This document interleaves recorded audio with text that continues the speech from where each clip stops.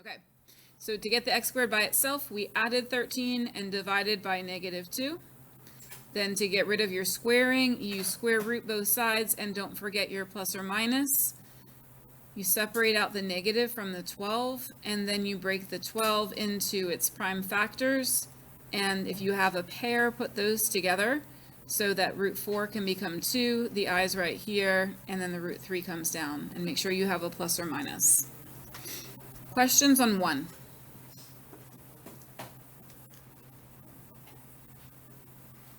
Okay, can I go to 2? Is that okay? Okay. So for 2, it's really the same idea. We're getting the squared part by itself, so we're going to subtract the 1.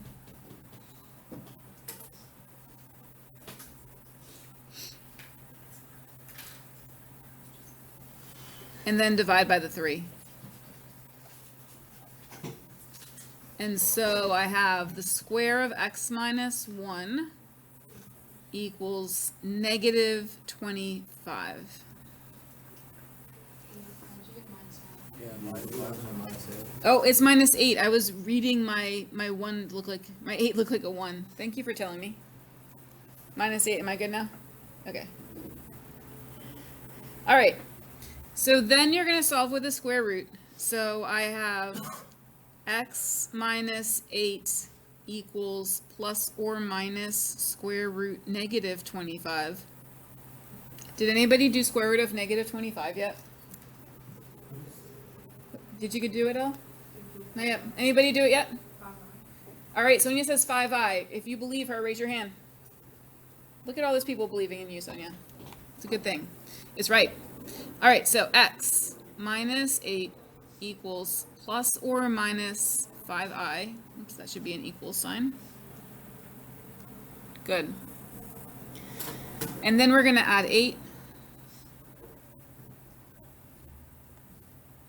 So we can't really add 8 because they're not like terms. We're going to write the 8 and then the plus or minus 5i. You can write it twice if you want. You can write 8 plus 5i and 8 minus 5i. Or you can write 8 plus or minus 5i. I think Delta Math takes both of them. You can like put them as 2 separate answers, or you can put them as together. There's still 2 answers, but put them together. How would you do plus or minus on Delta Math? It gives you like a little button to click for it. So like when you're looking at the answer box, there'll be a button underneath to click for plus or minus. All right, so we're going to review. So far we've learned 3 ways to solve quadratic equations. Factoring was in the last test, and you're going to simplify your equation to standard form. So one side is 0. And then once you have one side equal to 0, you are going to apply the zero product property.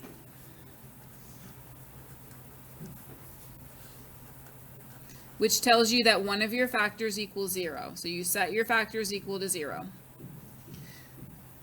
So when can you not solve by factoring?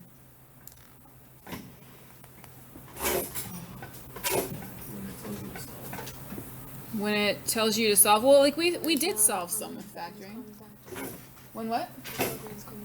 When there's no greatest common factor. So sometimes the problems factor but don't have a greatest common factor. But you guys are on to something here. Did we do any problems like these? Do these factor? Actually, neither of them do. So anytime you're going to get imaginary answers, they don't factor. And anytime you're going to get irrational answers, they're not going to factor. So, so there are some situations that you'll discover as we go through it, but definitely you can't factor when the answers are imaginary or irrational.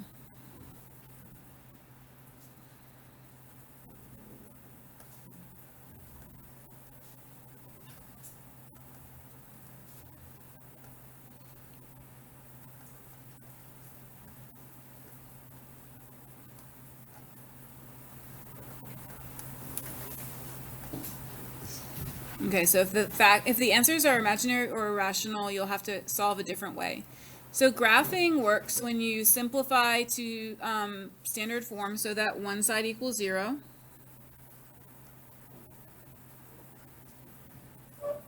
and the solutions can be found with the x-intercepts.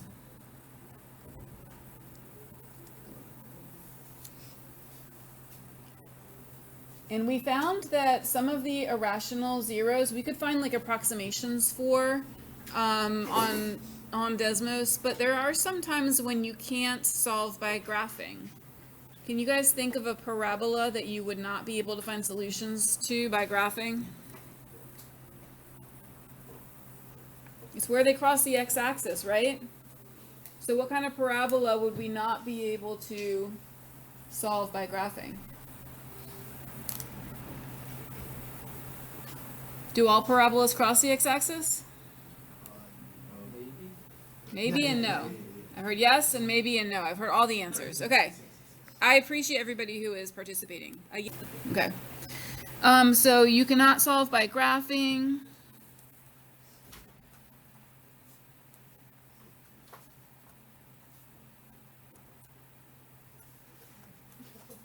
For imaginary solutions. Or complex.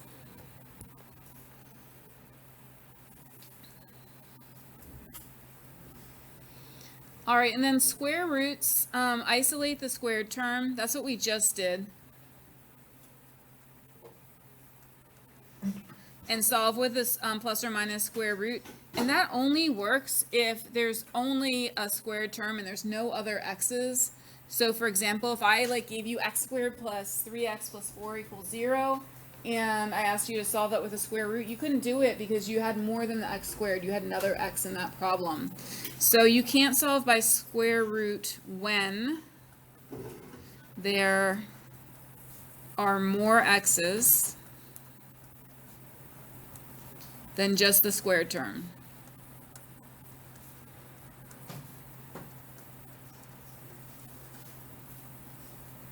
Okay, so sometimes factoring works, sometimes graphing works, sometimes square roots work, but none of them work all the time. So what we need is something that's going to work all the time. And luckily there is such a thing. Looking ahead in your notes, what is this thing called, do you think, that will always work? Quadratic formula. Quadratic formula, very good. So luckily there's a quadratic formula. Unluckily, it's a little bit messy, but it always works. So I still like it. Okay, quadratic formula. So you take these numbers from your equation. A is in front of x squared, it's the coefficient. B is the coefficient of the x. C is called the constant term because it doesn't have an x on it. So you take those numbers and you put them into this formula and it gets you these solutions. Here's the formula. X is equal to negative b plus or minus the square root b squared minus 4ac all over 2a.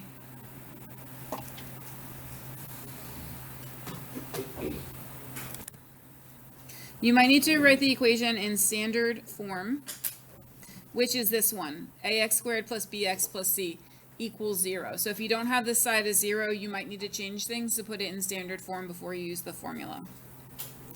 All right, it says to use Desmos, but we're going to use our TI-84 calculator, okay? All right, let's look at the equation. Which of these numbers is A? 4. A is 4. What's B? 3. And what's C? Negative 2. Good. You guys were not fooled by C. Okay. I'm going to substitute them into the formula. I'm going to write them out the calculator way. Okay? Negative 3 plus square root. Where's the square root again? It's above the x squared, so you have to press second and then x squared. And 4 times A times C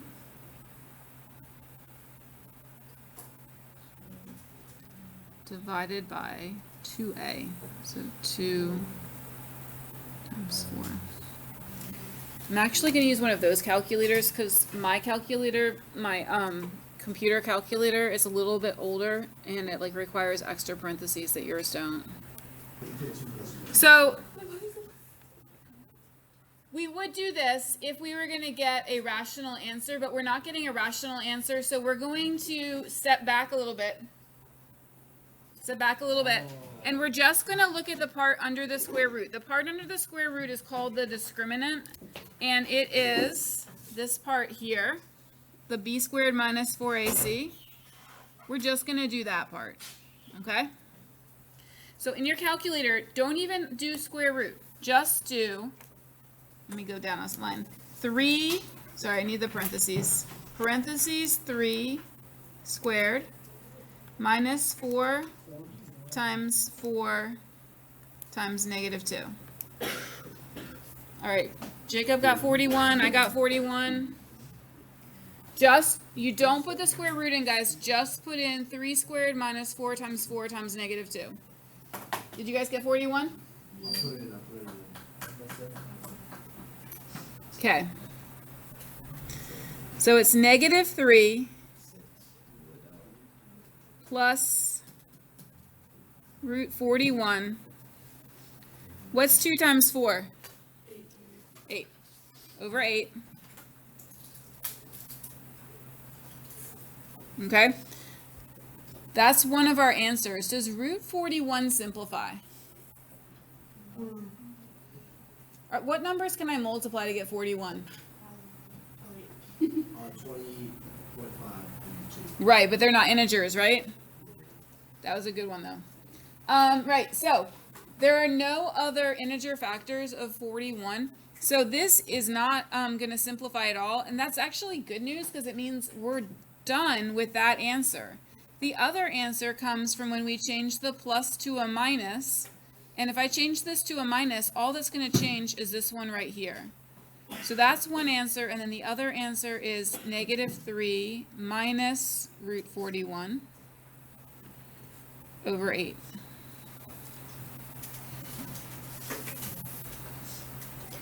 All right, so entering the whole quadratic formula in the calculator can be messy. Like there are so many ways for us to make a mistake. We might use a minus instead of a negative, right?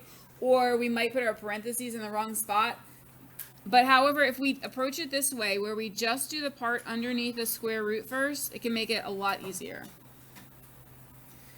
Looking at number 5, do I have one side equaling 0 yet?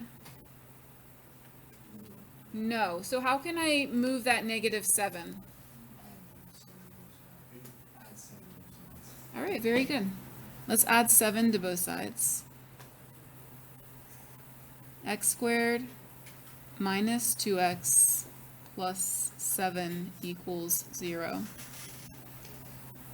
All right, and then thinking ahead to the idea that I'm going to actually only put this part in the calculator, I'm going to try writing it this way this time. You can write it this way if you want. I just think it might be nice to look at it this way. So let's do A, B, and C. A is the number in front of x squared, which is what number? 1. B is negative 2, good. And C, now remember we moved our C over, so now it's what? 7. Okay. X equals negative b, but it's already negative. So what do we do? Yes. Somebody's already out. B is already negative. What do we do? Make it positive. Okay? So when it says negative b and it's already negative, negative, negative makes positive. So negative b plus or minus the square root b squared minus 4 times 1 times 7 all over 2 times a. Wait, is it negative b that goes in front? It is. So why did I make it positive? The other numbers. Very good. Wait, So it's negative b on the outside and negative b on the inside? the inside is b squared. So my original b is negative, so that's why that one's negative. B squared and then what times? Minus 4ac, so I'm just following the formula from up here. All right, let's do the same thing. Let's just do the part under the square root. Do not type square root, just type the part that's under the square root.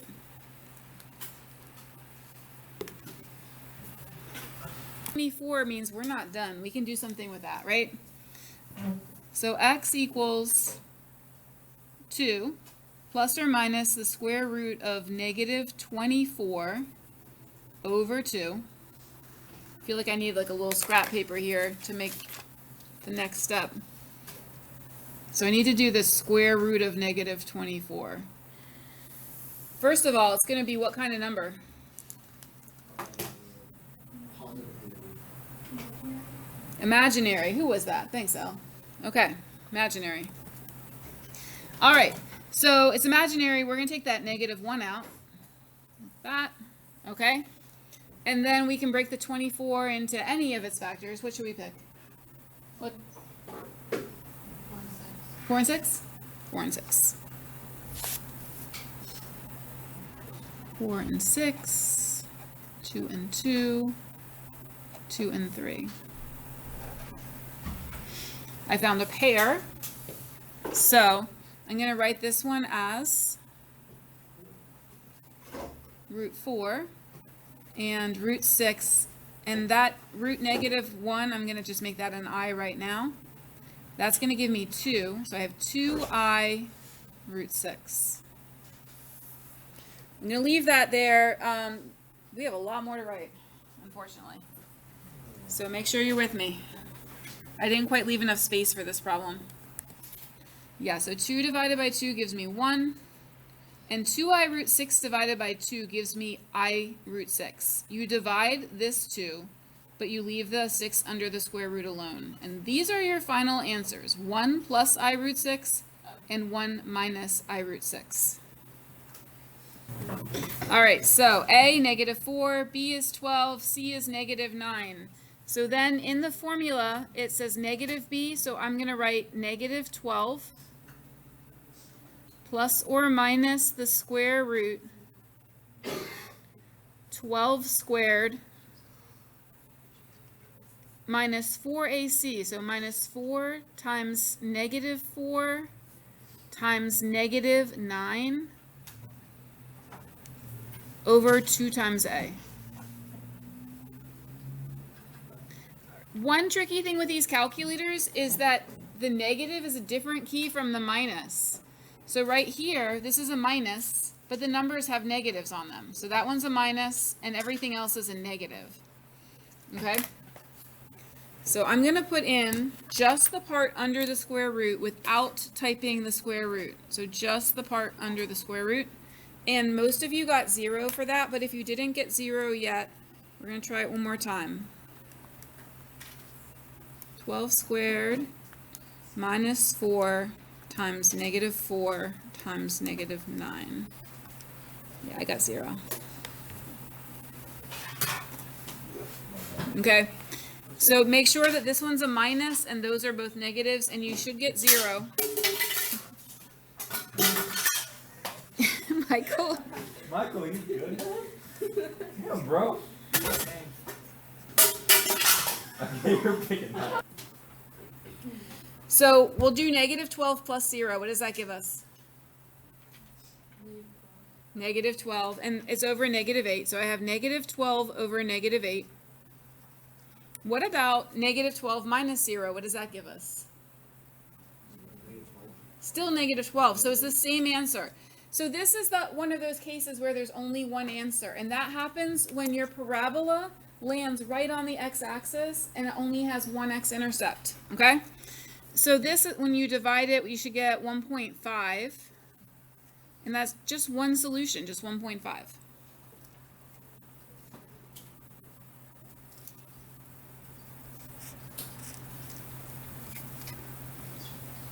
All right, let's do the first step of 7 together. And then after you do the first step of 7, then I'm going to give you guys another minute to try. What would be an example of a parabola that only crosses the x-intercept?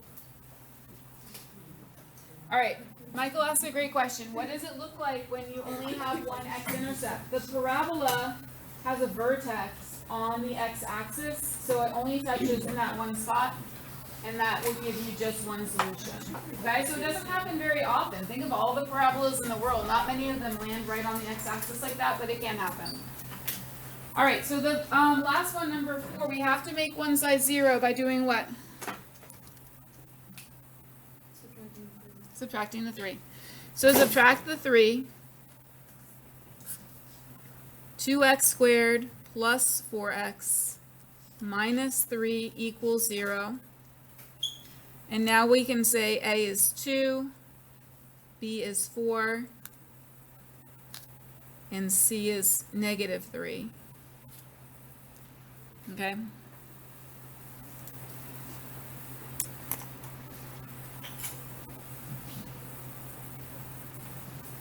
And now I want you to solve that one. If you don't have space, please feel free to grab some paper over here. That's like hardly any space to get a whole problem done. Bad planning, Ms. Burrell. Simplify root 40 for me, okay?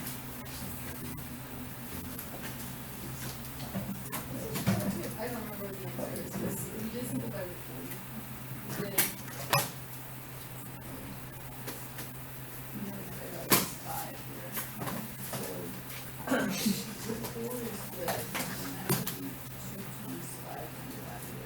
Wait, I have a question. On my way.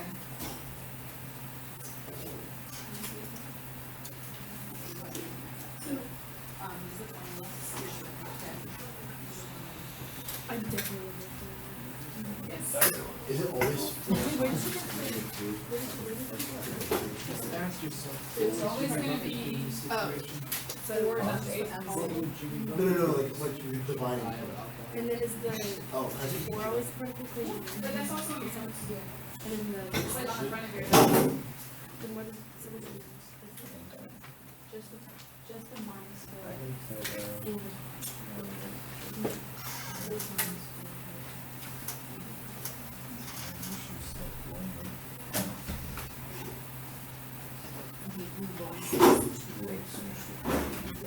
I'm sorry, that 5. Is that 5? Lost it. So this,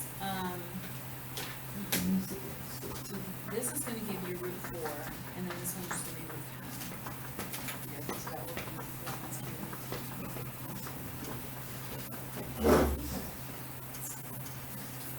After the negative 4, put the plus or minus. And I'll check that.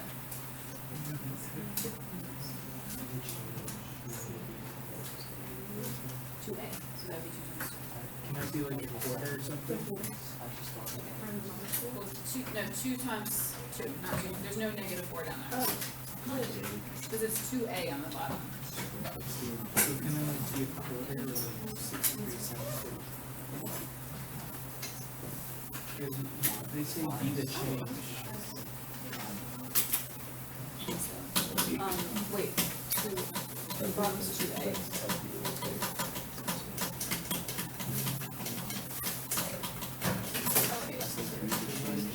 Yeah, and then there is an annoying order table that we got that. I had misappropriated. what do you want to do? So, you have your A, B, and C. Are you kidding me?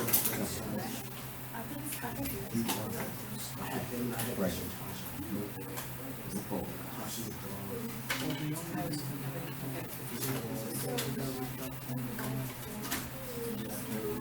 We can divide the numerator and denominator by 2. 63 cents, man. I know, I'm gonna get there. Oh, just the part underneath the square root. plus or minus 1. I think you're about right. I'm getting there. Okay.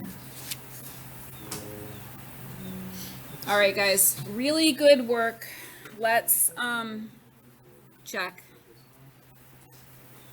So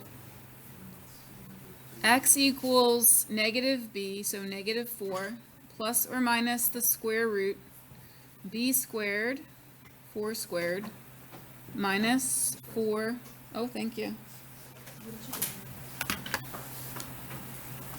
Okay. So minus 4 times A times C. And that's over 2 times A. All right, check your numbers. Do you have the numbers in the right spot? You're good? Okay, if you don't have them yet, write them down. And then we're going to evaluate just the part under the radical, just this part. And a lot of you got 40. Can anybody agree with 40 for that number? Yeah? Okay, good. All right, so we have negative 4 plus or minus root 40 over 4. Wait, I got 40. We just put this in the calculator. 4 squared minus 4 times 2 times negative 3. Oh, nice. And then for the 40, we're going to do that factor tree. So some of you did 10 times 4. That was 2 times 2. And that was 5 times 2. So you want to group those together. That's going to give you root 4. And these are the leftovers. That makes root 10. And that's going to give you 2 root 10. So the 40 replaces with 2 root 10. So I have negative 4 plus or minus 2 root 10 over 4. And we feel like we should be done because we can't divide 2 by 4, but we're not actually done. I'm going to pause though because I want to make sure everybody is there before we do our last step. We're not done. We still have a half page notes left, right? But that was the hard stuff. We did the hard stuff. We just have a few more ideas to review. Who has a question about that problem? Yes. Because when the numerator and denominator have a common factor, then the fraction's not simplified. So because I could divide both numerator and denominator by 2, that made the simplest version of our answer. Yes.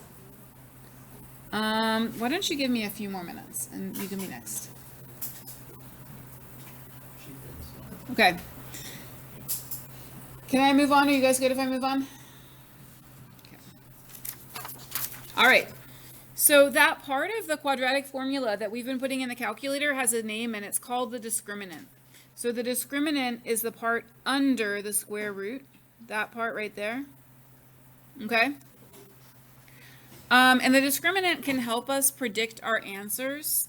So the discriminant can be positive, it can be negative, or it could be 0. When the discriminant was 0, how many answers did it give us? Just one. That was kind of interesting. When the discriminant is 0, it gives us one answer. So that goes here. A 0 discriminant gives us one real solution. Over here, we had a negative discriminant, and that gave us what kind of solutions? Complex. Yep. So, the complex solution came from the negative discriminant. And that means the positive discriminant is when we get 2 real solutions. Okay? So you can use the discriminant to know what kind of solutions you're going to get. And we can organize that here too. So we have 0, positive, negative.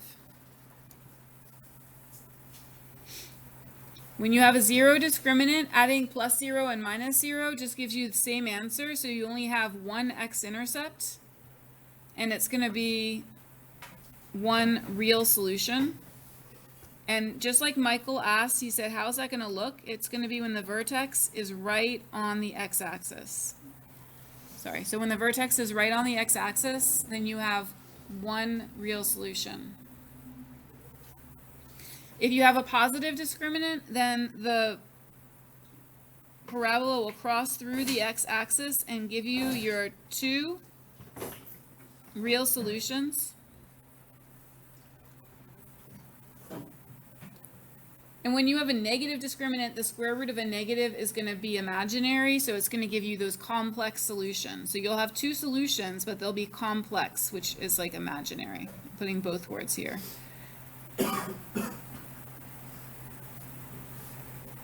And where does the parabola go if the solutions are imaginary?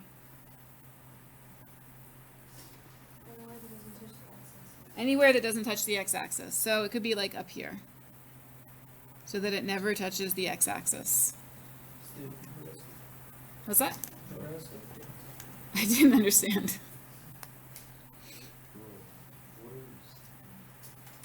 All right, so for the last problems, we don't have to solve them. We just have to find the discriminant and then figure out how many solutions we have and what type they are.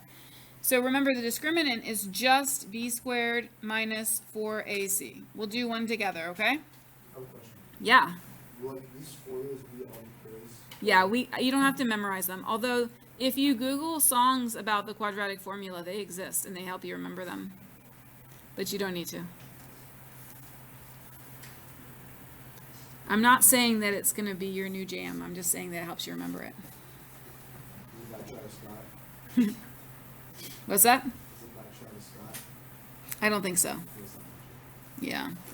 Do you guys realize I just said A is 1? A is not 1. What's A? A is 2. Okay. B squared, so 1 squared minus 4 times 2 times 5. Put that in your calculator.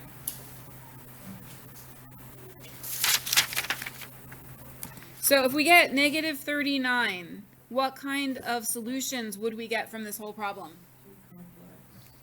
Too complex. But how do we know that? Because the discriminant is the part under the square root, and when you do the square root of a negative, you get an imaginary number. Okay. And the imaginary numbers are complex. Okay, the next one, we have to make this side 0 by doing what? Subtracting 3. 3x squared plus 2x minus 3. So A is 3, B is 2, and C is negative 3. All right, so do 9 and 10 and find your discriminant and then find out what kinds of solutions you have. Okay. So b squared would be 2 squared minus 4 times a times c. And then 4, this is going to be 36. So I'm getting 40. Did you guys get 40? Okay. And then that means that there's 2 real solutions.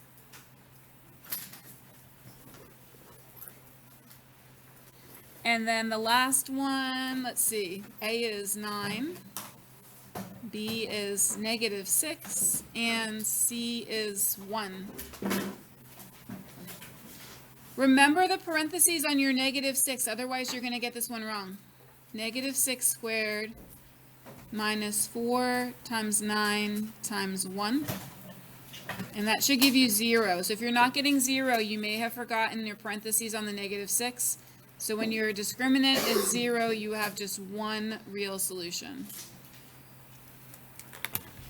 All right, so if you finish, you are ready to start delta math.